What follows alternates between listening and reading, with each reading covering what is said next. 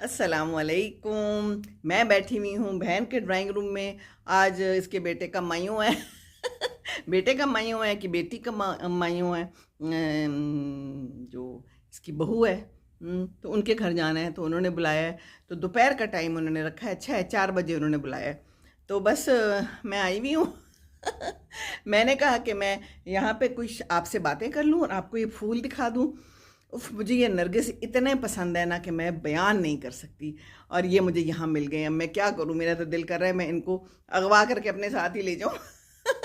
ये मुझे लाके भी देती होती है। और मैंने ना यहाँ पर पड़े हुए थे दुल्हन और दुल्हन वालों के लिए, तो मैंने उसमें से ये एक पहन लिया है। है ना, मिलने तो है ना, मुझे भी मिलने, चलो मैं वापस रख दूंगी, वीडियो ही सही।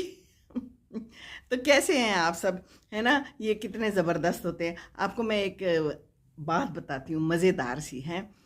बात यह है